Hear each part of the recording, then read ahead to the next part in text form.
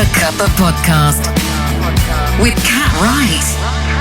So today I am speaking with Ross, known as the Pit Troll. I'm going to ask him what that means.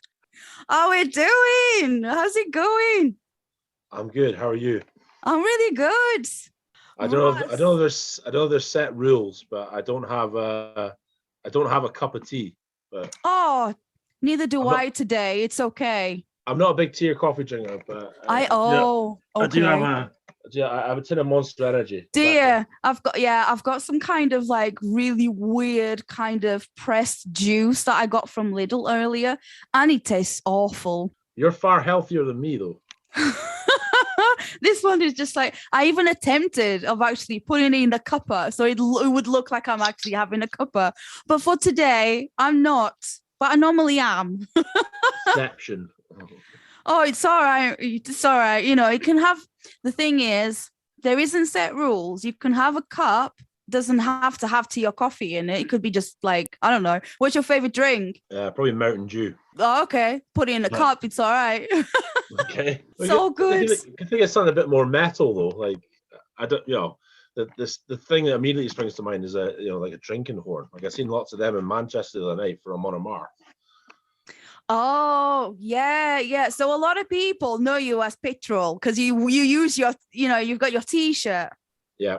Like now, you got your T-shirt and stuff like that. But I am really, really curious. Like, how did that come about? Years ago, a friend of mine said, "What do you get up to at gigs? Like, how crazy do they get?" I says, "Well, come on, we'll jump on YouTube. I'll show you." And we found a video of shot on a mobile phone, the gig I'd been at in Glasgow. And it's not just my height that made me easily identifiable. It was the fact I was wearing this bright orange Las Vegas prison T-shirt that I brought back from the state. And so there's me in the mosh pit. Like that's how crazy they get. And then purely by chance, we're sifting through the comments. And somebody commented, seen that big guy in the orange shirt, and yeah, he's known as the Pit Troll. I was like, okay, that's a revelation to me. So like purely as a gag, I went and got the original T-shirt. Has much smaller writing on the front, big letters on the back. Right. Okay. And I didn't wear it to every single gig. The first gig I wore it at was the Twins of Evil tour, Marilyn Manson, Rob Zombie in 2012. Okay. Yeah. So at that point, I hadn't really cottoned on to developing this kind of following. It was only when things like I didn't stay in Glasgow at the time, but whenever I used to visit, like sort of metalheads would be just, "Hey, Pit Troll, you're awesome!" Like, oh yeah, thanks. Oh, who, me? You're talking about me? Yeah.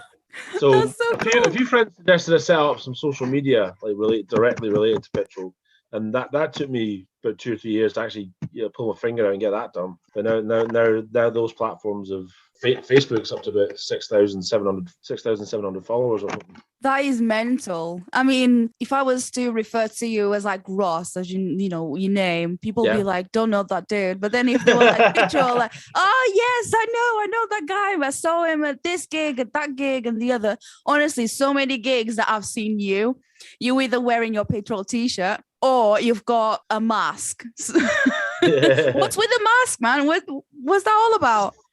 Well, I'm a big Jason Voorhees and Michael Myers. Okay. I mean, years after I started the whole Pit Troll thing, I got into working as a scare actor. So I get paid to scare people. It's amazing. Do you still do that? Yeah. So last year was probably one of the biggest compliments I got, getting to work at For the Love of Horror in Manchester, which is the UK's biggest horror convention. I got a hotel paid for it, and I got paid to jump out on people dressed as Jason. Really? Oh, Yeah. I don't know. Do you know what? Have you ever felt like really bad? Like you scared someone and they were really, really scared. Have you ever felt bad afterwards, or it was kind of funny? It's all when you get a good scare, it's always a thrill. It's a sign you've done your job properly. I've never, believe it or not, I've never had like kids cry, and kids seem to be more resilient than the adults. Like kids are generally more excited. I vividly remember on the Saturday for Love of Horror last year, this tiny little dude coming through the scare maze. He was dressed as Jason. So I did my thing, jumped out on him, and he didn't even flinch. And I looked at his costume. I just went and gave him a fist bump. I was like, yeah, that's awesome, dude. I was like, how do you even know these movies though? Like, you look about like 6 or 7 years old, and your parents let you watch these films. But if they don't scare you, then so be it. Some kids are more resilient than others. Oh, as a horror fan, what's the best horror movie you've watched so far? Well, this year or ever? Ever. Got like a favorite? Tough question. Ooh. I mean, if you were to recommend like a horror movie to myself now, which one would that be? I can remember the ones that like kind of stuck with me for a little while. I remember being the first one that really scared me. I mean, I was only a kid when I watched it, maybe 12 years old. It was Candyman, and this is when I first started getting into horror. And none of them really scared me up to that. When I watched Candyman, I don't know. I could never pinpoint exactly what it was that frightened me, because there's maybe like one jump scare throughout the whole film. Right. Okay. It's not that. Maybe it's just the actor Tony Todd, how he plays the role. The role, yeah. All the horror films I'd seen previous to that, like Nightmare on Elm Street, they never really scared me, because Freddy just kind of, Robert Englund, he just kind of plays it for laughs. So it's kind of funny. Tony Todd though, just sinister, sinister as hell. Yeah. Hostel as well. Have you seen the film Hostel, the first one? Yeah. I've watched bits. I know I'm more of like, I don't know. I love horror movies, but I'm more into like the really crappy ones. Okay. Like really like B-movie style, because I find them funny. Yeah. Well, Hostel really stuck with me, because at the end, when you find out why these people are getting abducted and tortured and murdered, it's really believable. Like, you're thinking like, well, in certain countries in the world where like corruption is rife, and you can basically pay to do anything you want, that probably is going on right now. So it would be like something that it could be factual. You know what I mean? It could happen to anyone. Yeah. I guess that's what in a way, I like them, because it is like something that could happen, something that feels real, Whereas when it comes to movies, if it's something like Harry Potter, that sort of thing, it doesn't really grab me as much, because I like things that are a bit more, that could happen, whereas Harry Potter and stuff, not really. I hope so. Anyway, if you're seeing stuff like that, then what have you been smoking? What have you eaten? Do you know what I mean? But I love horror movies, but I'm more into like the zombie style movies. I was really into like the Resident Evil, the games, and then the movies. But the latest series, let's just call it no. Are you familiar with those? Did you see the whole I've seen a handful of the George A. Romero films. I haven't got around to. I'm really late to the party with Walking Dead. Haven't got around to watching that yet. I watched season 1 till episode 3, and then I kind of lost interest, if I'm honest. Yeah, I just I don't know, I wasn't really into it, and then I just got into different things. Because for me, if it just takes too long to get to something, I kind of lose interest. It has to grab me within like the first few episodes. Okay. It just kept dragging along, and I'm just like, no, I'm not. And then just other things kind of like grab my interest more than that. And I tried to watch it again, and I just couldn't get past episode 2, and I just like, it's okay. I'm really into like my superhero stuff as well, like the Marvels and DC and all that stuff. I've just finished watching season 5 Cobra Kai. I love that show. Yeah, I've never watched it. I don't know if it was really my thing. I just went through a phase where, when it comes to like Netflix and stuff like that, I was just watching a lot of stuff like documentaries. I was really into my documentaries. Yeah, serial killers and stuff like that. Yeah, we share an interest there. Yeah, like serial killer stuff. And I watched so many, but right now I couldn't tell you any of them. Really, I couldn't really be like, oh, it's this and that and the other. Have you watched Mindhunter on Netflix? Mindhunter? No, I haven't. Definitely will watch that. So it's basically, go on. basically a dramatized account of how the FBI began profiling serial killers. Yes. And the actors that get to play the killers are just amazing, especially the Ed Kemper guy. It's so believable. Yeah, serial killer stuff, but also like factual stuff. I remember watching the Staircase. That was crazy. Like he was saying that he didn't kill his wife, that she fell down the stairs, but then his ex-wife also had fallen down the stairs, like, had an accident or whatever. Like, I don't know. It's just like finding this a little bit like too weird. There's too many things going on. But yeah, like I love just factual stuff. Because at the moment I've been listening to more stuff rather than watching things. So I kind of like I want to get back into watching things.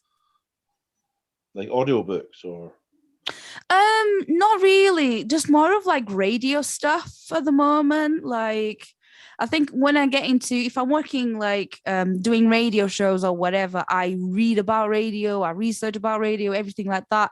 It's almost like an I was going to call it an obsession, but it kind of is, when there's a topic that I really like and stuff, then I'll research that to hell.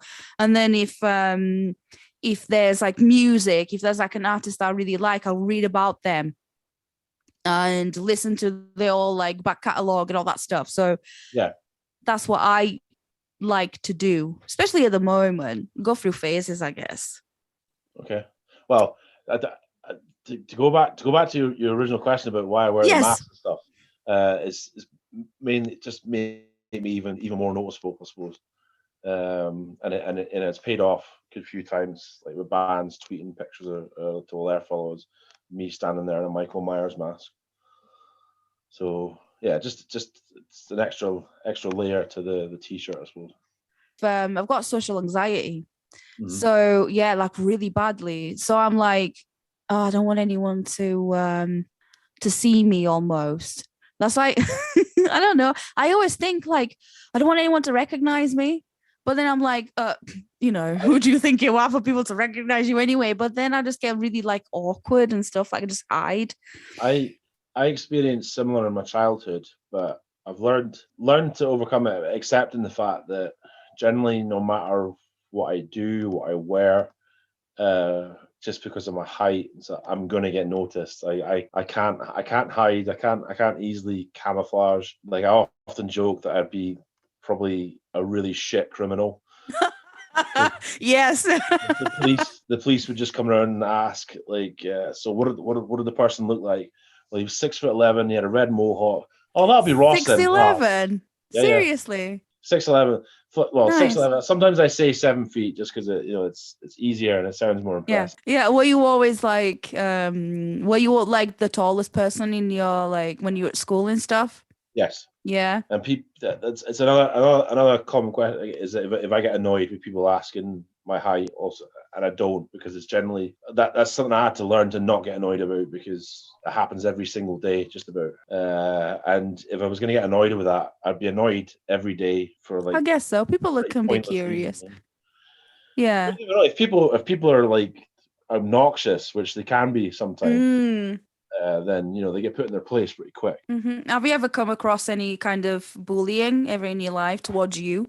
Yeah, in school. Yeah. How have you dealt with that? In school, I often say if I could turn back time, I would start sticking up for myself a lot earlier. In first sort of primary school, first few years of high school, didn't deal with it well at all. I wasn't very confident, so I just took it, and then got older, got a little bit stronger, just got a little bit more confident. I would say I joined the Air Cadets. Okay. In the late teens, and that kind of helped. Did it help with your confidence? Would you say? Yeah, bring me out of my shell a bit. It's something I wish I'd started doing like a bit earlier. I reckon sometimes it's just it's not looking, like the strongest person in the room or intimidating or whatever. I think it's just the confidence as well. I think it's a big part. It is. Really is a big part. I don't know what I'm allowed to say on the podcast because go for it. You can say whatever you like. When it comes to when it comes to bullying, I have some opinions that I think some people would find very harsh. Okay.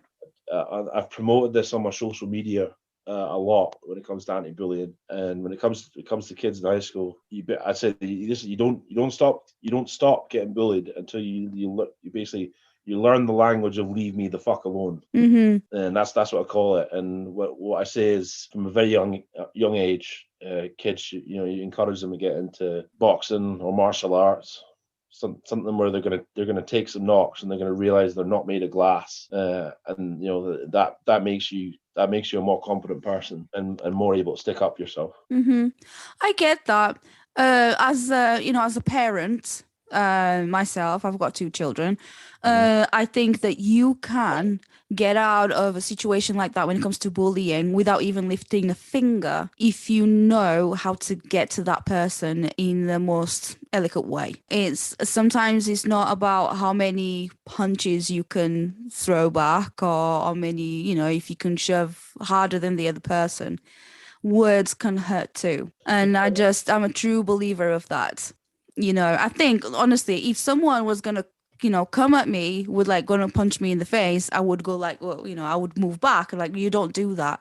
But then if someone was purposely trying to attack me, physically attack me, then I would defend myself, but as a last case scenario. However, I see what you mean. I see what you're saying. It's also, it is useful to have that skill of if push comes to shove, then that you are able to a lot of it keep yourself safe. Going what you said a couple of minutes ago about confidence. Mm-hmm. I've got 20 years experience as a doorman. And I was going to ask you about that. Go on. I learned that how you project your voice. I'm not talking about screaming and shouting and berating people into some form of submission, but when people start acting up, getting aggressive, basically testing your boundaries, they're seeing what they can get away with, and just by what you say to them or how you say to them, then a lot of the time you won't even have to get physical because they're going to realize that you're not gonna back down easily. They may walk off, giving you lots of verbal abuse, but at the end of the day, the situation didn't become physical. I think it's just last resort. You know what I mean? If someone's gonna go for you or punched you first, it's a bit if they're not stopping, it's just come on, Yeah. But yeah, I get what you mean. So you got 20 years as a bouncer. Yeah. Well, what type of places did you work at? Was it all nightclubs or was it supermarket or I don't know? Pubs, clubs, concerts. Yeah. Expanded on that later on by going and doing close protection training, just basically getting a bodyguard license. I see. And I've done maybe only two or three of those kind of jobs. Nothing incredibly prestigious, if you will. Yeah. I get you. Like a couple of being asked to be on a team with a couple of pop stars, and I did do a job up north with the First Minister, Nicola Sturgeon. Okay, yeah. So, that's probably the most high profile job I've done, and it was literally just standing in a room in a hotel with her while she made a speech. It wasn't walking around town with her. You see on TV, that sort of thing, or when you see these mega pop stars, and just protecting them this, no touching. I did work at a hospital for 6 or 7 years on a security team. Okay. That's probably the craziest place I've ever worked. It beats all the pubs and clubs and concerts I've worked. Crazy? How? Well, with the pubs and clubs and the concerts, if you've got a good front door team, we've got a good degree of control about who gets in there. If of course, if assholes show up, you can just say you're not getting in, go away, and then hopefully that'll lead to having a more peaceful night inside. With the hospital, you can't do that. Vulnerable people as well, yeah. And they just so happen to turn out to be a not so nice person. Then that's why we were there to deal with that. That's crazy. Yeah. You know, like you go to gigs quite a lot, don't you? Yeah. Yeah, go to gigs quite a lot. And you, for what I've seen anyway, as well, like on your social media, and when I've seen you at gigs as well, like, oh, there he is, hello. But I'm so short, so you probably won't see me anyway. I'm only 5'2". Amongst the sea of people. You know how gigs can be like. Yeah. Where you're up here, like you can see everyone's heads. I'm down there, like, and I can see their heads, but like just above me. It's like, hello. I mean, what was your first concert? Do you remember? Yeah. Fear Factory at the Barrowlands Digimortal tour. Wow. When was that? Which year? That would have been around about year 2000, 2001. Mm-hmm. How old are you? Do you mind my asking? 39. You're 39. Oh, okay. Yeah. I'm only a few Can I ask years. you a personal question? Go for it. Because the whole time we've been talking, I've been trying to. So I've traveled a little bit, and I've got friends from all over the world, and I've been trying to place your accent. Go on. So the closest guess I've come up with so far is somewhere in Scandinavia. No. Nowhere near Scandinavia. No. Oh no. I'm Portuguese. I was way off then. Way off. If you know your geography, you're way off. Yeah. I'm Portuguese. However, I have been living in Leeds for 20 years.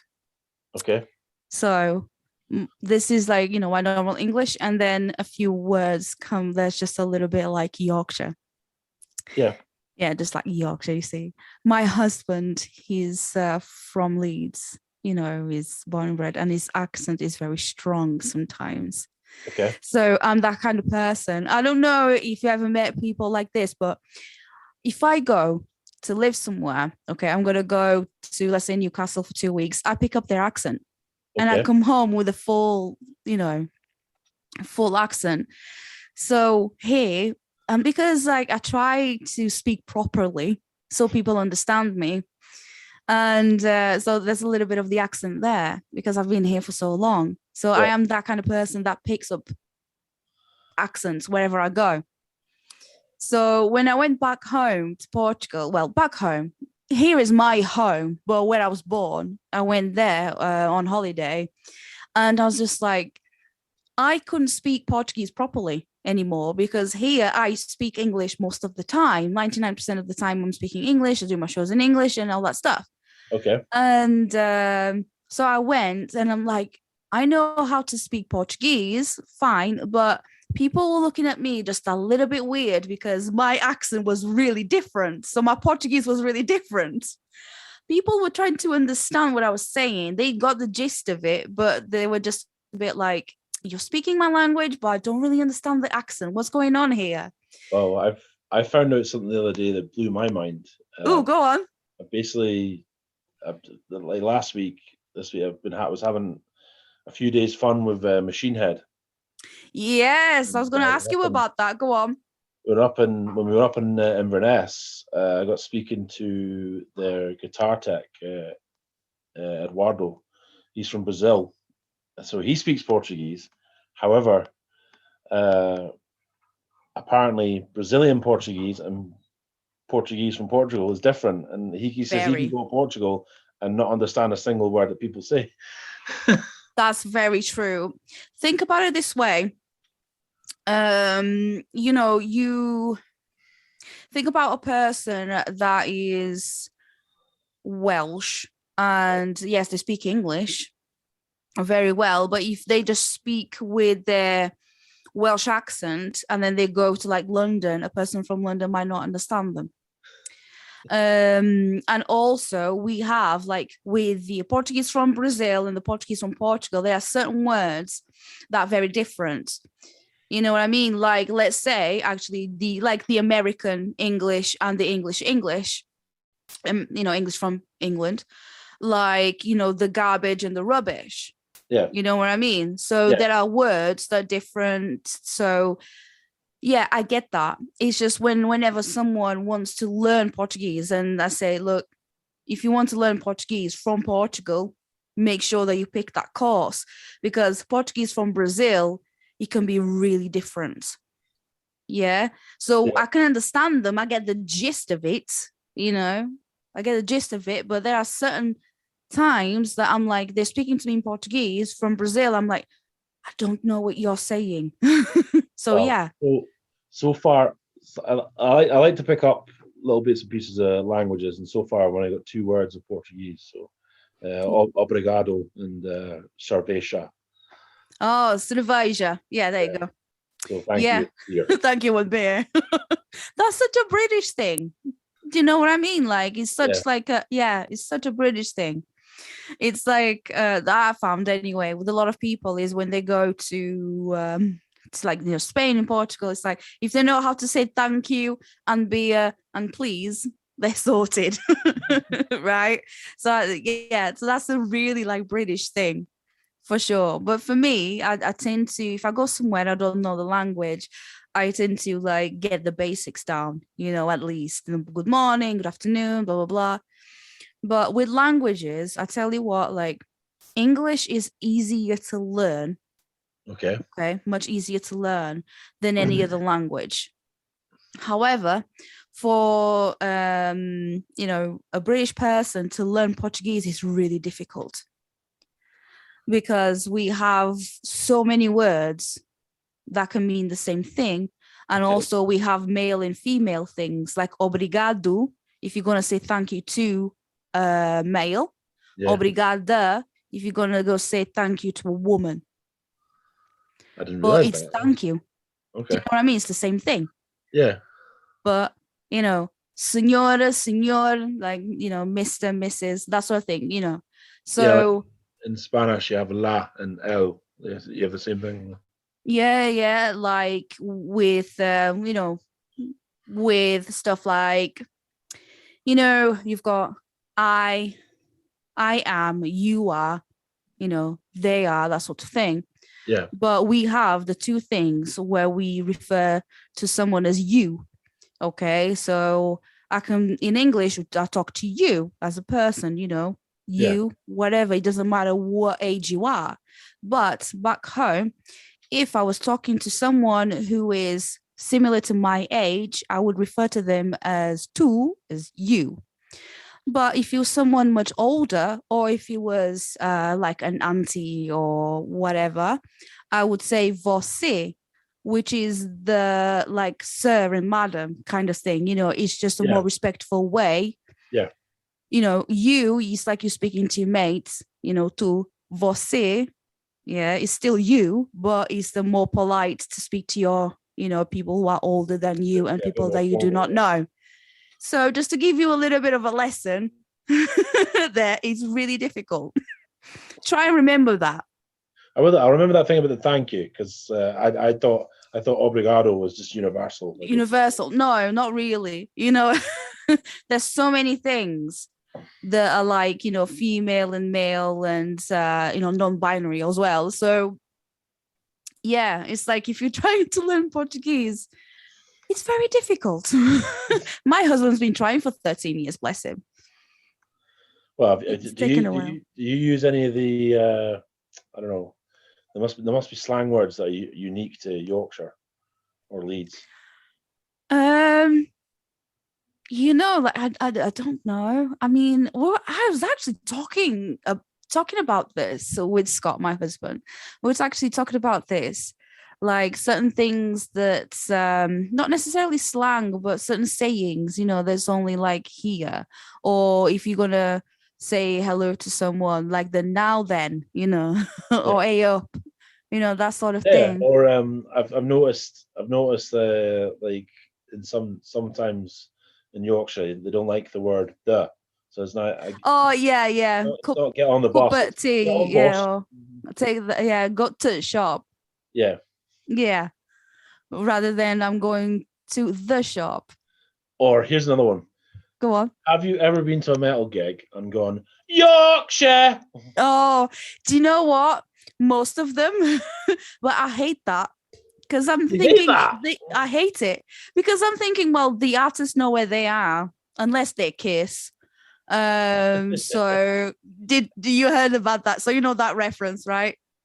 About I Kiss. think I remember seeing something. Yeah, they thought they were in one country, but they weren't in another. It was embarrassing.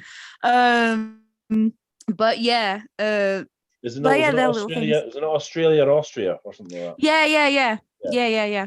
So they put like the wrong flag or whatever. Oh, it was hilarious. It was just so hilarious. But then again, think about it. If you're an artist and you've been touring for like 3 weeks non-stop, you'd get confused halfway through and they're like, hello, Colorado. This is Pittsburgh. The Yorkshire chant. Probably one of the funniest memories I have from a gig is going to see Parkway Drive at the Manchester Apollo. Okay, yeah. And Die Art as Murder were the opening band, and I'm good friends with them, so I was able to arrange with CJ, their vocalist, the third song. I would carry him on my shoulders into the crowd, and CJ is a big football fan, so he's like, "Well, I'm in Manchester. Both Manchester teams are playing tonight, so I'll give them a shout out." And he was like, City are away and United are at home. And I was like, you're in Manchester. There's bound to be like a fair few supporters here. But no, there was more booze than supporters, and everyone just started chanting Yorkshire. So I thought we're in Manchester. Like, has there been like a Leeds invasion or something? Must have been, but yeah. I don't really like it because I'm just like, well, okay, hear me out. Doing it, for a little bit, fine, but not after every freaking song. Do you know what I mean? Like, do you know what I mean? And everyone's like, the band's like, how are we doing? Da, da, da. Yorkshire's like, okay, we get it. Shut up. Have you heard what we do in Scotland? Oh, so what's in Scotland then? Is that a chant? In Scotland, the chant is "Here we fucking go." Okay. And that's quite popular with a lot of the overseas bands. They like I remember I heard Beartooth say that that's what they love coming about. That they love hearing that. And it's one of their favorite reasons for playing Glasgow. Awesome. There's one of my memories as well watching Skindred, which I was going to say earlier. Benji, he everyone kept going Yorkshire, blah, blah. And then he's like, yeah, we fucking get it. Shut the fuck up. And I was just like, yeah, you tell him. I've had enough of this now. And also, one of the memories I remember is going to see Stone Sour. Yep. Here at Leeds Arena, and everyone's like shouting Yorkshire, the whole thing. And Corey's like, what are you saying? What are you saying? And everyone's Yorkshire. And he's like, what are they saying? Your shit? And I was just like, no. Everyone's saying Yorkshire. He could not understand what was happening. I don't think that ever happened to them before. But everyone's shouting this. And to be honest, like, if you ever been like backstage or just like by the stage, it sounds different. Yeah, because the speakers are obviously towards the crowd, so people can hear the music. So if you are on stage, you don't hear the same thing that you're listening if you were, watching the show. Yeah. So he's like, I don't know what you're saying. Like, what's going on here? And then he thought that everyone was saying that you are shit rather than Yorkshire. So it was the funniest thing ever. It was just so funny. Had similar going to see Soil at the Cat House in Glasgow. Ryan, the vocalist, we were shouting and chanting. I don't know what you're saying. And it turns out one of his crew was actually Scottish. So even though we all speak English, like he brought out a member of the crew to translate for him. That is wicked. But, you realize we're talking the same language, right? That's really funny. Yeah. And you said the Cat House. Do you go to like local gigs around where you live? Well, by local, do you mean bands like that haven't been signed yet, or like what I'm trying to get to is personally, I've been to like lots of gigs where it's just like in Leeds where I live and stuff like that. But then like out in Manchester, do you prefer like small venue gigs or like big venue gigs? I would have to say the smaller ones because you're not. I can't take anything away from from the big gigs because obviously I'd spent those few days I spent with Machine Head that was in Scotland, all small venues, like all up close, intimate experience. But then when I seen them in Manchester on Monday, that's an arena tour, so their production was massively scaled up. It was pyro and everything, and that's a spectacle. But you can't beat being up close. I doubt I'll ever get to see like Machine Head in that kind of setting ever again. Like that kind of close, intimate show. Because they recently revealed just before they went on a stage of Bloodstock that they stopped doing like festivals and stuff like that because of sometimes it's just there's a lot of work involved, obviously, but then traveling so far to just play like an hour set festival, but then they did this secret set. They did a secret set of Bloodstock. However, they were actually doing a stream a few days prior to Bloodstock, and he's actually hinted that he was playing a Bloodstock, and everyone picked up on that. So it wasn't really a surprise as such. Yeah. But it was a surprise for some people, I guess, if they didn't pick up on that. But that must have been cool. I didn't go Bloodstock this year. I've never been to Bloodstock. I've been to Downloads twice on the security team, and 3 times as a guest. So, but I've never been to Bloodstock. And I really need to remedy that because, I've heard it's a different crowd, different experience. It is absolutely. Like I've been going to Downloads since, I think my first download was like 2007. I think. So like going on and off and stuff like that. I went this year. Yeah, I went this year as well. And Bloodstock, I went last year, and it is so different, because it's much smaller, So Downloads like what 20,000, 30,000 people, I think, and then you've got like Bloodstock, which is like 10,000 people or smaller. I'm not sure on the capacity. What's possibly held me back a bit from Bloodstock is it's not just the financial constraint, because like it's about the last couple of years especially. If I have to go, if I paid to go to Download, then I generally can't afford to go to Bloodstock. But it's the lineup as well, because I think Bloodstock does kind of cater to that, like those more kind of unique tastes, like with the more sort of black metal bands or death metal, as opposed to the kind of lineup that Slam Dunk or Download might bring. And there is always a handful of bands at Bloodstock I want to see. But I just found out that Killswitch Engage are headlining next year. I know. That's amazing for them. Oh my God, it's amazing for them. It really is. I'm just hoping that they're doing Download instead, because I'm going Download. I only go I can't pay for both festivals. It's just like, it's too much money, It really is. It's too much money. But I can, like, if I can get like guest tickets or go as press or anything like that, then I'll go, to work there or just review or whatever it may be. Yeah. But yeah, absolutely. I was really impressed with Bloodstock last year. I was really impressed with the way the things were and the diversity of people that I saw. But also I saw a more diverse lineup. Actually, I saw a more diverse lineup. There was a bit of things for everyone. Whereas before, what put me off of going to Bloodstock, it was, again, the artist that played. Yes, I love extreme music though. I love the extreme, I love death metal and all that stuff. But 3 days of death metal, not for me. Yeah. Do you know what I mean? So I prefer to have a bit of diversity and stuff like that. So I think now that they are bringing more diverse artists, then it's I like it a bit more. I was gutted I missed it this year though.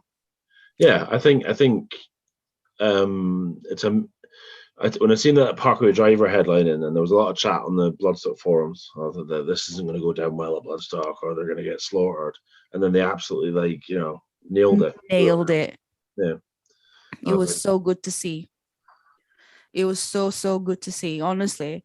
And you were talking about bands. Like you were saying earlier, you were hanging out with the guys from Machine Head when they played. They played in Scotland, wasn't it? Played a few intimate venues and stuff. Have you always been a fan of Machine Head? Yeah. Are they one of your favorites? Is it on your list? Yeah, they're definitely. If you say, "Oh, give me top 10 favorite bands," like Machine Head, definitely be up there. I should add that I got into metal because of basically sharing a room with my little brother. He was into it first. So I was just like kind of forced to listen to the bands that he was listening to, and it didn't. I don't know, for whatever reason, it didn't resonate with me at first. But then I consider myself quite hyperactive, and just further down the line, I just found a connection with the music. It gave me like a rush. I remember listening to the self-titled Slipknot album, the first album, on like a portable CD player at the back of the school bus. Mm-hmm. And there's a song surfacing, and you got that kind of really gradual build up, and then it kicks in fast bit. I remember when that happened, it gave me a rush. That was me kind of hooked on metal for life. So Machine Head were one of the bands that David, my brother, was listening to, the Burning Red album. So yeah, that got me into them, and then I got the chance to see them at the Barrowlands. And then we fast forward like many years later, and there's the Pit Troll. It's picked up a following, and then Rob starts to notice this T-shirt at gigs. He's always giving me a shout out, and then I get a chance to hang out with him after the show. Yeah, we've kind of kept in touch ever since. Like, those guys follow me on my platforms and everything. I get to chat to them when they're not on tour. It's really cool. That's really cool. We probably were at the anniversary of one of their albums in Manchester, where they played at the Victoria Warehouse. Yeah, they had Chris Kontos and Logan Mader there. Yes. Yeah, absolutely. And that was really good. It was like a 2.5-hour set, honestly. It kept going forever. And I was just so tired at the end. I'm like, I really want to stay till the end, but I had such a busy day that day as well. But I think that was the last time I saw him. I didn't go to the others, any like recent ones at the moment. But I think that was the last time I saw him, and it was such a great gig as well. It felt so special to be there for that. Yeah. To be a part of it, they make you feel included almost. It feels like you are welcomed to the stage as well, if that makes sense. Yeah, and I think you touched on it earlier on about Rob saying he doesn't like doing the festival sets because it's a lot of work, and you get to play for maybe an hour unless you're a headliner. And as a reaction to that, that's when they started doing an evening with machines. So you're getting like a 2.5 hour set. You really are getting your money's worth, You are, absolutely. No, I don't think there's a lot of bands that do that, do that kind of service to the fans. There isn't, no. They really connect with their fans, and I really like that. I really like that kind of band, and connecting with fans. You've got other bands like Killswitch Engage as well. Yeah. I've been a big fan like for a very long time. I think I was really into they say was. I was still like stuck in the early 2000s new metal emo scene. Yeah. Absolutely. But yeah, Killswitch, it was like the big thing at the time, the big bands, and still from like the MySpace times. Yeah. Yeah, absolutely. Oh God, MySpace. How old am I? I remember MySpace. I remember Bebo as well. Yes, I remember that. I wasn't into it. I think it was just too basic for me. I liked MySpace because it had music, where you could just attach music to your profile.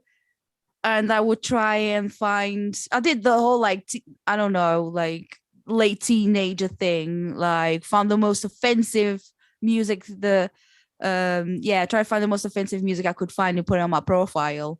or like really heavy or anything that piss people off or whatever, and then just make it like onto the profile.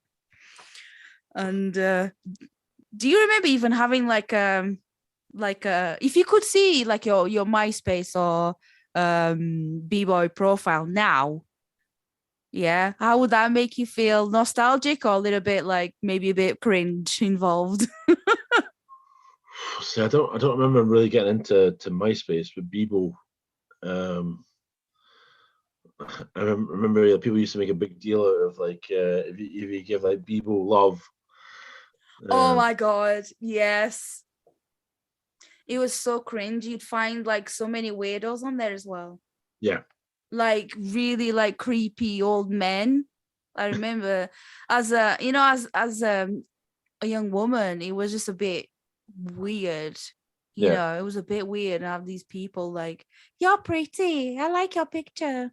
Can I have your phone number? Like, no, go away. Shoo. Yeah, you're like, you're old enough to be my grandpa. Right? Ew. So I never really got into like the whole, you know, chat rooms, the whole MSN thing. I did because I was a lonely person. You could like you could face that kind of like harassment there as well, whether you're a man or a woman. Yeah, anyone. Yeah, absolutely. But like growing up, I was just a bit, because I was more of a loner. I think it's like because of social anxiety as well. Like it's like, oh, I'm by myself again. But then I go outside, it's like, oh, there's people, I better hide. Yeah, absolutely. I still am a little bit. Remember like Napster or LimeWire? Oh yes, like, where you could download music. Originals. That was the only way I could afford music, to be honest. Even like nowadays, like to be honest, like nowadays I prefer MP3 downloads because of, first of all, I don't have space to keep CDs and stuff like that. Yep. But also because CDs are made of plastic as well. Yep. And because they made of plastic, I'd rather not use it, because then if it's scratched or if it breaks, I need to throw it away. And then again, plastic is not good for the environment. So I prefer to have things digital. I'll, you know, some of the reasons I also haven't picked up on the whole the vinyl craze. I don't necessarily buy into the idea that the vinyl sounds better, you know. I think for a lot of people is a nostalgic thing rather than quality. I think it just sounds like, I'm a proper like audio nerd. You know, for me, if it starts sounding a bit crackly or just a little bit like sped up, even the tiniest bit, or slowed down, like for me, it's just like, no, I can't listen to it because it's not the way the music was intended to be played and heard. So they're pretty. They're really pretty, but they're expensive as well. They're really pretty. It's just a nice thing to collect if you are into that thing. But I thought about it and I thought, oh, I might get one and to see what I always, you know. But then I just don't get me wrong. I maybe feel somewhat nostalgic. You know, listen, my parents had a vinyl record player and used to. I remember, you know, when you put the needle down, you used to get that crackly sound before the music kicks in. So, I'm honestly trying to remember what records they had on vinyl. There's definitely a couple of Queen albums. Yes, that's how I first got to hear Queen. Was through my parents. You know. Same here. Yeah, well, my mum was really into like Michael Bolton, but not me. But I remember my first memory of listening to rock music and watching was watching the performance that Queen put at the Live Aid. You know, the most iconic like performance, and seeing Freddie just being just so like just open and free, singing those lyrics, and you could feel it as well, and you see the audience just reacting to everything. I've developed a huge amount of respect for Rami Malek as an actor. I remember the first time I ever watched Bohemian Rhapsody at my buddy's house. He says, right, I need to show you this. So straight after, he put the YouTube video on, but it splits the screen, and then you've got the Bohemian Rhapsody live, like the Live Aid kind of scenes, and you got the actual Live Aid performance with Freddie, and like they mirror each other. Like, so Rami must have studied like so incredibly hard to be able to, to pull that off. And it was it's such an amazing. amazing job. Right? It was, so that's like my first memory of listening to rock music and just watching, someone perform, and think to myself, oh my God, when I'm a grown up, I want to watch a band play and be amongst the people and feel what those people were feeling at the time. They looked like they were having a really good time. Yeah. Even though it was a bit mad. It was really, it looked scary at first with so many people, but you could feel it really. Yeah. And that's what I like about gigs. Because honestly, I go to a supermarket, if someone touches me, I'm like, what are you doing? Or if they're too close, like, what are you doing? But a gig, if I'm in a mosh pit, it's fine. Yeah. Like I think that's something that was very hard on people during the lockdowns when gigs were off. And then I think, if I remember right, Slam Dunk North, not this year but last year, was actually my first gig back after all the lockdowns. Like, I didn't go to a small show or anything first. Like, that was the first show back, and an amazing lineup as well. It was. Yeah, it really was. I went this year. Yeah, I'm trying, honestly, like I've been to so many things. I'm trying to think. There's been like tickets that I've had for like years now. I remember buying my the band I Prevail. Yes. Yeah. And they put their tickets up for sale back in 2019. And so 2020, it was for 2020. So 2020 didn't happen. 2021 didn't happen. 2022 didn't happen. So it's going to be 2023 now in March. So I've had tickets since 2019 for that gig. And I need to go and find it because I don't know where it is now. Do you like True Power, the new album? Yes. Yeah. It's very good. But I don't know. I like it. I think it's really, really good. But I prefer the older stuff. I don't know why. I just felt like it was a bit more raw. It just feels a little bit more commercial and crowd pleasing, if that makes sense. But then again, if you want to progress in your career, you have to cater for your customers. Yeah. It's a business after all. Somewhere along the line, I think that's what happened with, and this isn't a dig at them, I think that's somewhere along, that's what happened with Parkway Drive. Indeed. Parkway Drive, like the older stuff, like much more aggressive. It was more like, I don't know, like punch your neighbor in the face. They picked up like a reasonably big following with that kind of stuff.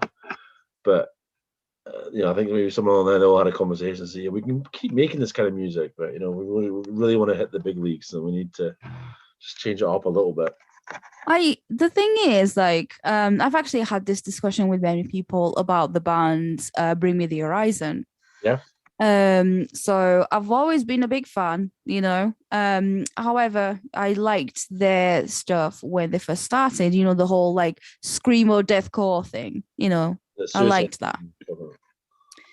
And for them being quite, somewhat local. So I've been following their career so far.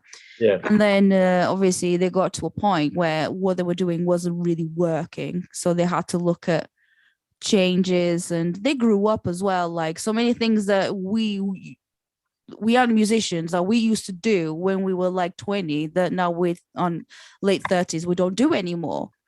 We've evolved. So it's like in music business as well, but it's like you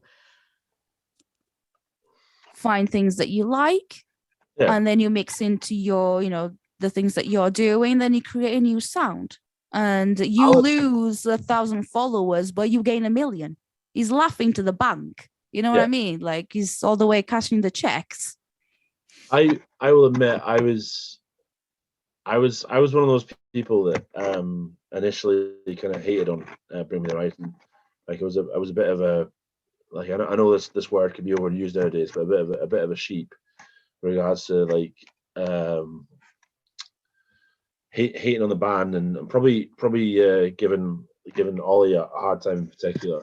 But through Petrol, you get to speak to certain people. I've never met Ollie or any of the Bring Me the Horizon guys themselves, but I've met people who I trust, like who have toured with him or hung out with him, tried whatever, and it said, like, you know, he doesn't deserve all the bad press that he gets. He's actually not a bad guy.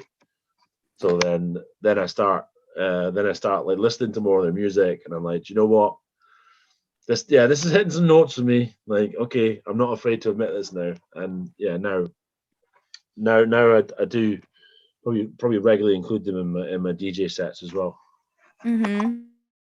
Yeah, I just think that yes, there were albums that weren't really my thing, you know, that I was just like, but then I went and re-listened, and I'm just like, this is quite catchy. I quite like it. You know, like when Ammo came out, it was just, everyone was like, oh my God, they've turned pop and blah, blah, blah. However, they did a very, very clever business thing. They've released something new. Okay, something that you would then get the more younger fans. Yeah, because that kind of sound was what was popular at the time. Yeah. And then especially with the birth of TikTok and people using music for videos and that sort of thing. So they became more popular. They got more people from like the let's say from the pop side. Yeah. Okay, and in the younger generation. Oh God, how old am I again? The younger generation, you know.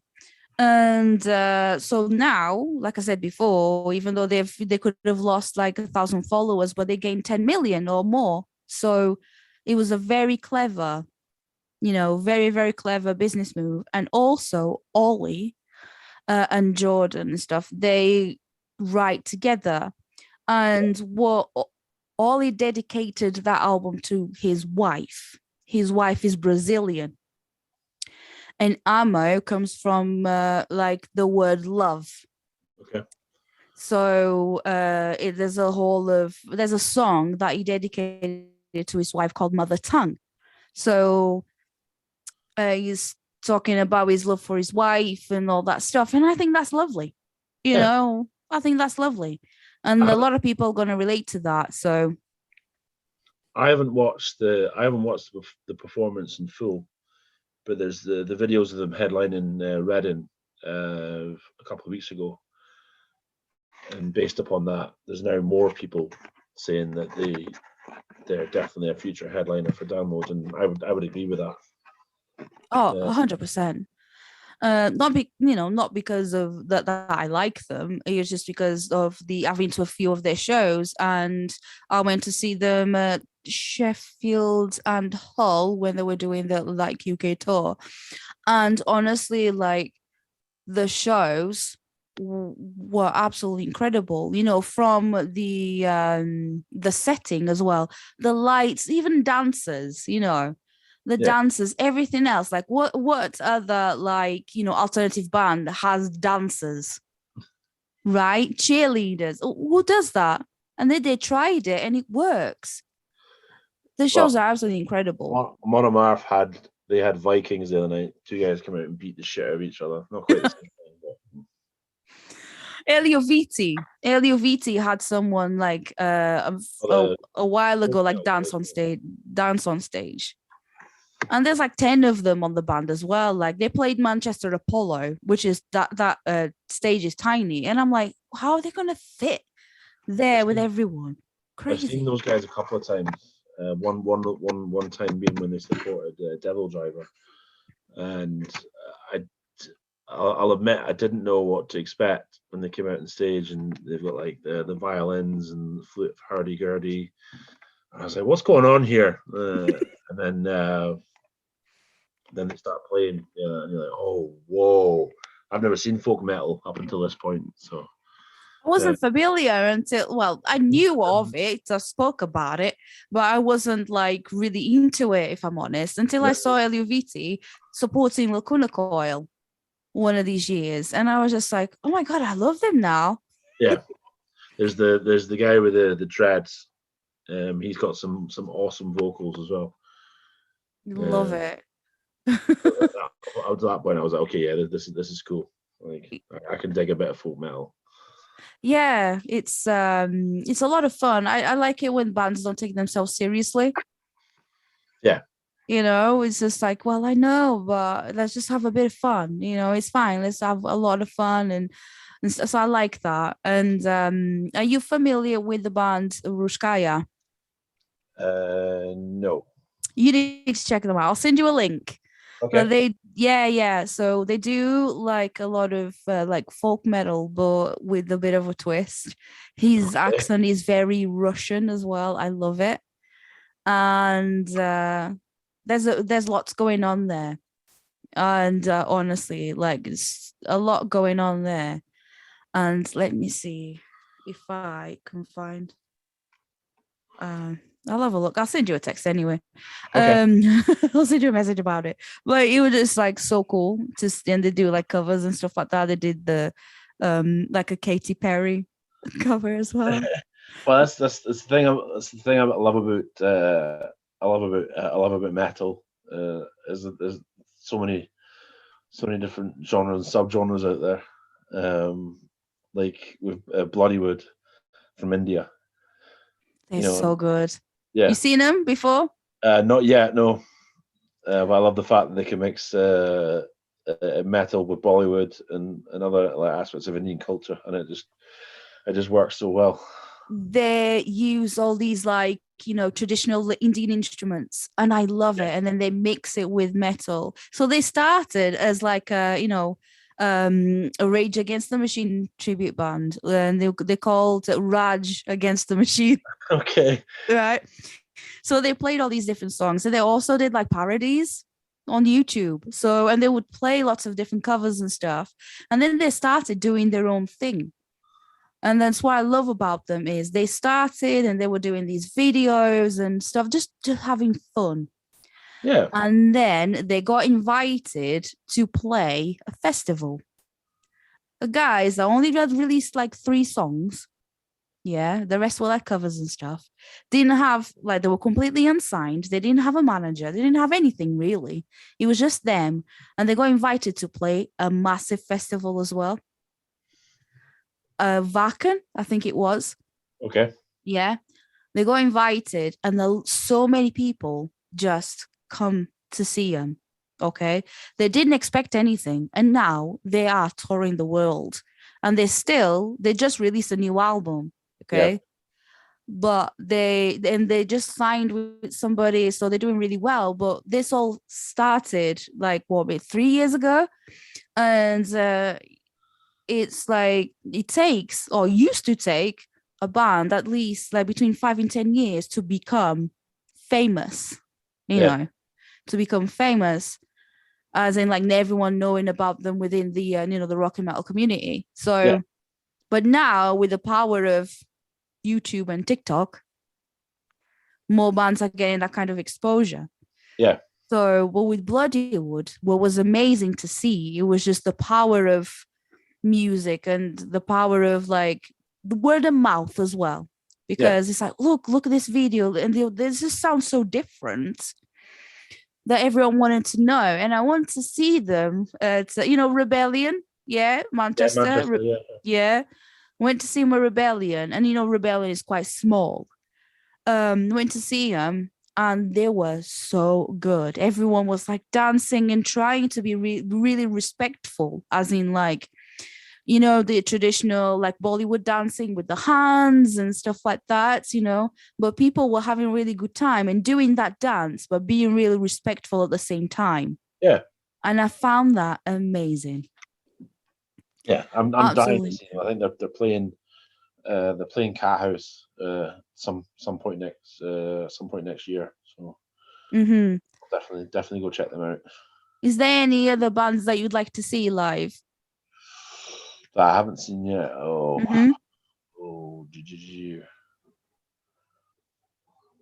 Hang on, I will cheat. No, it's okay. Go. Refer to for Spotify. See. Yeah, it's fine. Bad Omens.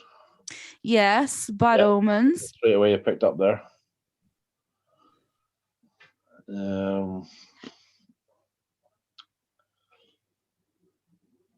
There's Alien Weaponry from New Zealand. Yes, I know them. Yeah.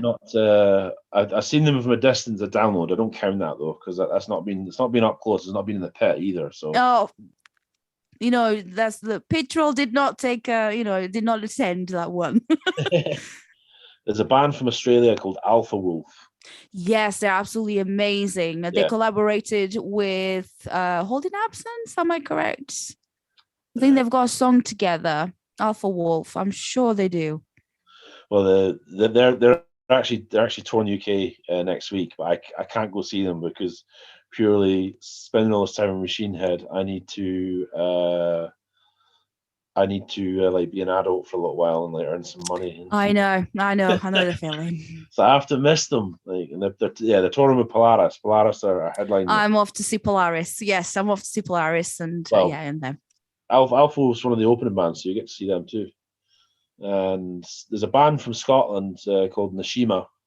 Nashima, yes, Liam. I know Liam. Yeah, he's a fellow Total Rock presenter. I'm in one of their music videos. I'm in the Caving In video. Yeah, I was told. So like all this time, and I've still not managed to see them, which I'm feeling quite annoyed about.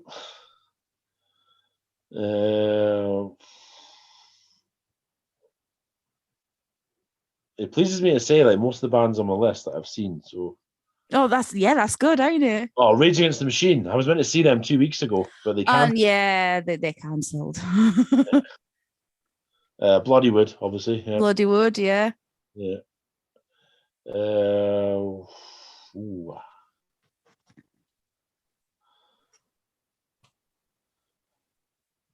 I'm also sad because I'm looking through and there's some of the bands on this list that have since split up.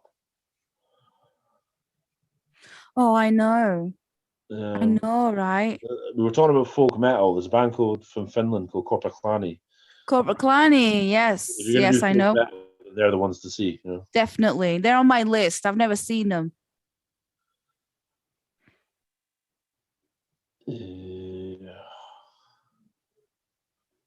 There's a German band called We Butter the Bread with Butter. Yeah, We Butter the Bread with Butter. They are German, deathcore, metalcore bands, and along the likes of, like Electric Callboy, which I'm off to see in a few days' time. Oh, where are they playing? They are playing at Nottingham, Newcastle, Manchester, and other dates. And they also have a date for London next year. For Brixton. So maybe look at the dates for Newcastle and see if I can maybe make that one, because obviously I'm only maybe about 2 hours or so from Newcastle. So yeah. But I think it's sold out. Well, Kevin, I'll send you videos. It's all right. Kevin and me are hooked up on Instagram, so I can. Yeah. I don't like doing. Alex, and I will add for the benefit of your viewers. I don't like doing this, but I can maybe send. No, we name drop. I've interviewed Nico. Well, not just so much the name drop, but like basically being a cheapskate and saying, "Hi, Kevin, can I get guest list, please?" Yeah, he'll let you in. It's fine. Hook us up. It's all right. No, I think for the bands on the list, I think that's I've seen all the others, so that's quite good. That's a pretty good list, though. Is there anything you've got coming up? Well, I won't be at the For Love of Horror, unfortunately this year, because they're not doing a scare maze. They're doing a massive kind of cinema thing. Oh, okay. But I don't know if I'm allowed to say, but what I got told is they want to expand the event next year and make it bigger. So then they said they'd rediscuss doing a scare maze next year. Oh, okay. It's a shame because Corey Taylor was one of the main guests this year. So Yeah, because he's been producing stuff, isn't he? Like like horror movies and whatever. He's actually doing a live performance, an acoustic performance on the Friday. So that would have been, it would have been like after we'd done 7 days, I would have been like that to Neil, the one of the managers. Listen, any chance we could just hang back over here and just watch the show, I know, but I'm making myself sound like an horrific freeloader here. No, honestly, if you high cost of living, mate. If you can get in there for free, why not? I will add though that I don't ever expect this to come for free. I'm always more than happy to do a favor for the band. Sort of listen, I've got the car. Is there anywhere you want to go check out in the city? Yes. On your taxi. I do that, yeah. Not the driving bit, but if it is like a unsigned and underground band and they're not getting that much money, then I will, even if I have press guest or whatever, I will pay the ticket. Or if I don't have to pay for a ticket, I'll go to the merch stand. Yeah. Make sure that I always get something from them, or donate something. I try to do that. But I tell you what, if I was to get guest list for Iron Maiden, which is not gonna happen anyway, but for Iron Maiden or whatever, I'd be get me in there. I'm sure they've got enough money. Yeah. Of a Kiss or whatever. I don't mind getting hands on in terms of behind the scenes stuff. I used to work local crew, so if you need a hand with if you need an extra pair of hands for the load in, load out, obviously that's no problem. The other night with Machine Head in Dundee, the security was really lax, and there was it was getting really sketchy. It was looking like people were gonna get hurt when they were crowd surfing. So I jumped behind the barrier. I did it for pretty much the whole night. So, and I don't expect paid for that. Not with all the kindness they've shown me. Oh yeah, absolutely. They're just they're the nicest people in the business as well. Yeah, they really are. They're so humble. When I drove up to Inverness from Machine Head the Thursday afternoon, I was actually meant to be there earlier, but I had car trouble. So I messaged Jared and said, "Look, I'm going to be delayed. I should be up there by about tea time though." And it ended up working out okay because he's like, "Listen, this is what I'm thinking: sunset swim in Loch Ness." And I was like, "Okay, I can do that. Right. Just let me stop off at Matalan on the way up, and I'll get some swimming trunks and a towel." And when I say it was one of the coolest experiences of my life, I mean that literally. The water was freezing. Really? Very, a great memory. I shall say, taking a dip in Loch Ness with Jared and Vogue as well. I'm just sort of just imagining it all. That is weird. Well, I've been trying to get some pictures from Jern, their videographer guy, because he was filming the whole thing. That's mental. Do you have any other stories like that I can think of? Well, I did take Rob Flynn and Chris Contos and Chris's wife in my tiny little Fiat Punto the academy to the cat house.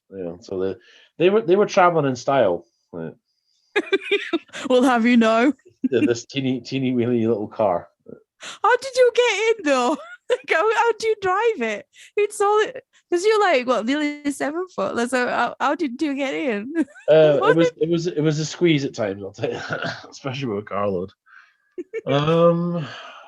Crazy stories. But I suppose getting to sing on stage with Five Finger Death Punch is Oh, okay. Yeah. Was that just random or was it Yeah, so I went to see them at Glasgow at the Hydro, and then I kind of, based on the last time I'd seen them, I knew Ivan was going to pull people out of the crowd. during Burn Motherfucker Burn, and then all of a sudden he was like, "Yeah, one last guy, the pit troll." I was like, "Oh." I guess it pays off. Like, it's a good thing that you're so tall, and then you've got like your t-shirt as well, so you stand out, don't you? Yeah. Whenever you want to get involved, it's like, pick me. Whereas other people have to have signs like, can I go on stage? Like Green Day do that a lot. They bring people up on stage, and I don't know if you've seen footage, but I went to see him in like Huddersfield, and which is the worst stadium ever. Anyway, I digress. And I went to see Green Day after having this ticket for like nearly 3 years as well. Went to see Green Day, Weezer, Fall Out Boy, and whoever else was supporting. And Green Day, they're absolutely amazing. Their shows are really, really good. So they'll bring these a fan on stage to sing with them and play the guitar, and they get to keep the guitar, which I think is really cool. Yeah. But I was just like, I saw these people with signs, but it depends on the venue sometimes. But they were able to get these signs, and they were like, pick me. And I'm like, pick me for what? Like, what are they doing? I didn't know. And then until I saw these things happening in front of me, and I'm like, oh, that's what it's for. Okay. I want to be up there, but I can't play guitar. I can't play any instrument. I have kind of a story with Green Day, in that this tour that happened recently, I was part of the security for the tour like 2 or 3 years ago when they were meant to play Glasgow, and turned up it was about 8 o'clock in the morning, and like everything was still going ahead as scheduled. And then we got to about midday, and we knew long before like all the public outside that they basically pulled the plug on the gig. Said, right, yeah, it's not happening.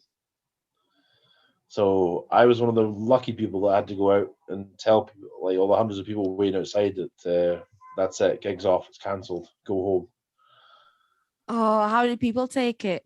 I have to say, like, even though some people traveled from other countries, like people from Spain and Germany, I know, yeah. I have to say most of them were upset, but they took the news really well. There's only a couple of people that started swearing in my face and all sorts of stuff. It's like, you just... Like, well, it's not me that's cancelled your gig. You were just the person that was there to deliver the bad news. Yeah. Oh, that's one of the joys of security work, you know. It is, I know. I won't be able to do it. I don't think I'd have the temper. But I remember I put a big post out at the time, because there was a lot of kind of hateful rhetoric being directed towards the band, and I was like, well, I'll try and intervene here because I don't feel that's fair, you know.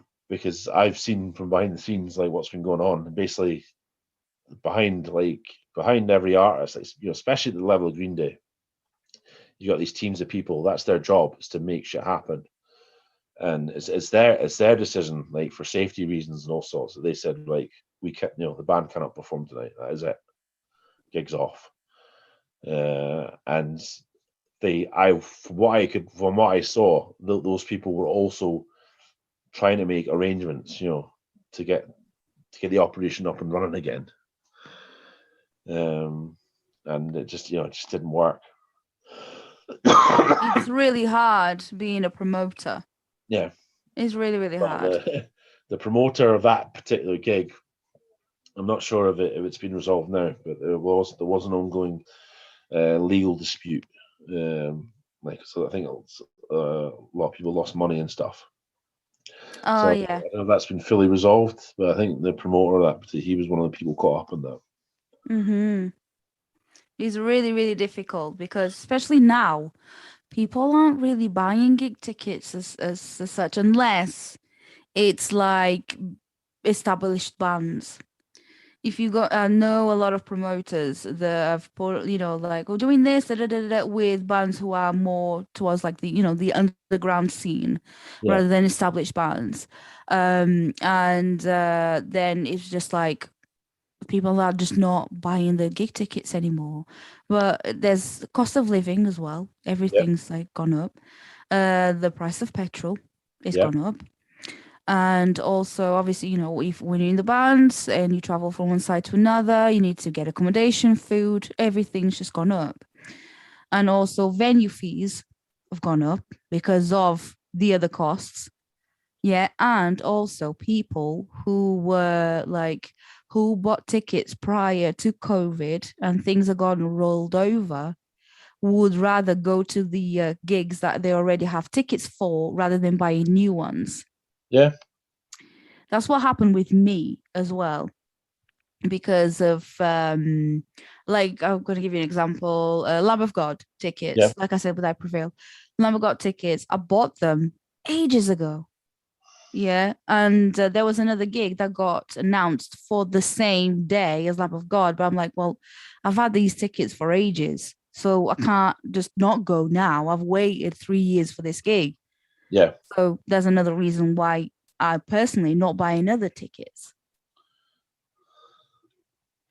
Well, there's also there's a lack of confidence, I think, in still a lack of confidence, unfortunately, in gigs happening, because what we've seen obviously is okay, lockdowns are over, but then gigs still end up being cancelled because bands say that they've possibly because of Brexit and stuff like that, they've run into logistical issues, like they literally can't get their gear from one country to another. Yes. And there's still the fear of COVID itself. That's something that kind of really upset me, is because of, you could argue, like mass media, like hysteria and stuff. There's people out there who might be afraid to leave their front door forever. Absolutely. COVID specifically, that's going to keep people away. Absolutely, and people are still really scared of of getting COVID. But COVID is no joke, man. I've had it twice. It's no joke. It's awful. It's absolutely horrendous. And if if anyone that's in worse health than myself gets it, they can be it could be life-threatening. So it's no joke. It's not just the flu, as people were saying at the time. It's not just a flu, like a migraine isn't just a headache. But yeah, it is scary stuff. It really is. It was really scary. But I get it. There's a lot of people that just still do not feel safe going outside into the into arenas and to other venues and stuff like that. I get it. I really do, because I was like that at first. I was like, oh, I don't want to get poorly, because I got poorly. I got first round of COVID after a gig. I went to see, before lockdown happened, I went to see Bowling for Soup at Brixton Academy. Yeah. And there was a lot of people, and then I got home next day and I was just so bad, like really, really badly. And then I figured out it was COVID a few months later, because I felt the exact same. Yeah. But then I tested positive. It was brutal. Well, I remember they did the download pilot, and I remember I was angry at the time because it emerged that there was a paper basically trying to get dirt, trying to get numbers on how many people had possibly been infected and all sorts of stuff. And I was like, listen, because I work closely with people that behind the scenes that pull this stuff together. Mm-hmm. I've seen the hardships that they went through, no money, no gigs are on. And I was like, listen, the pilot's potentially going to save these people. I do feel for anybody that got ill, I honestly do. But the pilot's possibly going to be a resurrection for these people that work in events and rely on that for a source of income. And there's you, the media, trying to spin a narrative, basically put all the focus on how many people got infected, and then that could possibly lead to, I don't know, further lockdowns or gigs being postponed for longer. Mm-hmm. So think about it this way. The wrong thing to do. Think about it this way as well. When things went back to, well, quote unquote normal, and we could go to these places again, festivals and gigs and stuff like that. When it's like this, when Boris just went, it's okay, you go, child, you go. And we all went to festivals and went to like Bloodstock when I went. Yeah. And I got poorly as well, COVID. So got COVID. And another like 2,000 to 3,000 people got COVID as well. You know, there was, yes, a lot of people got infected with COVID, but no fatalities, which is good. You know, no one's died. Yeah. It's good. Okay. We like that. Yeah. No death, please. And so it was good, but it's just something that it will happen. Yeah, it will happen again and again. Yeah. You know, it will do. But we've got some sort of, well, you're not immune to these things anyway, but if we get vaccinated, and you know, that's obviously another podcast for another day, but it's if you know, people treat this serious and get vaccinated and stuff like that against these diseases, then we're not going to get them as much and as often. Okay, this is my opinion. But yeah, I got double vaccinated. I took same. I would encourage anybody, you know, seems like a perfectly, you know, reasonable precaution. And obviously, like, wanting to go to gigs as well, and I'd feel awful personally. Anyway, this is my personal opinion. I would feel awful if I was ill and I would got somebody else ill, and that person had like a worse immune system than I do.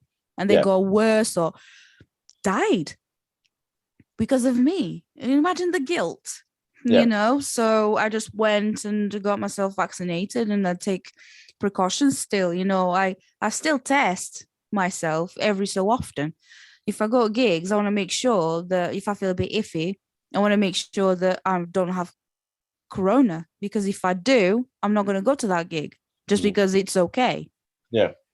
Right? It's just like, look, you were not going to go to a gig or somewhere if you had, like, let's say, sickness and diarrhea. You wouldn't really, because that kind of stuff, you can get somebody else ill. Okay, so if that's acceptable, why isn't corona? So that's the way I feel anyway. I know, I agree. It's a big argument for personal responsibility. Yes, I think it's just being, you know, accountable for your own, you know, actions and the way you know. Because if someone got me poorly, I would be a bit annoyed. Imagine not being able to go to gigs again. I'd be really sad. How would that make you feel? Oh, I'd be crushed. Yeah. Like, what going on about just that experience of being at a gig, everyone together there for the same reason. It's, I don't know. There's just something you can't describe. Like the power of music. That feeling of being, you know, when the lights go out, and like lights go out. Like if they have an intro music, when that comes, that out, anticipation, you know, that little bit of like that little flutter in the belly, I'd say. Yeah, you can't put that in the word, especially when you're going to be in the pit. You know, it's going to go crazy. Right. Yeah, when you know, it's like, oh, here we go. And then what was the Scottish chant again? Here we fucking go. There you go. Yeah, which that does often drown out any intro music with the band. Right. On stage. Better. It's much better than Yorkshire. So much better. How many of your listeners are from Yorkshire? We need to tell you where we are. They're gonna be remonstrating with you the next time. Yes, absolutely. I was gonna say something, but I forgot. I have this habit of like, oh, I wanted to ask something, and then I forget. It's just like, you know, one subject brings to the other, and we've been talking for an hour and a half. Well, I was going to say, I'm very, very conscientious of the time. So of course, I know you need to go and be an adult. I know you need to go in and do adult things, like going out and earn money things. Yeah. Yeah. So then I Which hope is I haven't good. I hope you didn't have any like specific points as I've taken you off on these tangents. Oh, I'm on the spectrum anyway. So when something reminds me of another thing, and then another thing reminds me of another thing, and then we will get back to it at some point. So I know, yeah, that's how my conversations go. That's okay. Yeah, it's how it goes, and I'm not ashamed to admit it. No shame whatsoever. I could talk to people about music, about all types of music, everything. Yeah. When it comes to music and live events and all that stuff, like I could talk forever almost. Yeah. Yeah. I would like to continue this conversation in a few weeks' time. Okay. If that's okay with you, where we can catch up. Okay. Yeah. Yeah, in a few months' time. Because it's sometimes it's really hard to find people that you have the same interests. But obviously, a lot of people love music, but that they feel the way that I feel when it comes to like live music. So it's a cool thing to speak about and to feel like you connect with someone. Yeah. Do you know what I mean? Okay. So I'd be up for a catch up in maybe a few months' time. Okay. Yeah. I'll let you go be an adult. Do a part 1 and a part 2. Yeah. We'll stay tuned for part 2. I do like a radio voice. I think sound like really posh. Anyway, I'm gonna off on one again. Thanks so much, Ross, or AKA Petrol. That's it. You're very welcome. I'll talk anytime. So. Of course. Look, have a nice day. I know you have to work and stuff, but have a nice day anyway. All right. Thank you. All right. Thank you. See you later. Bye. Bye.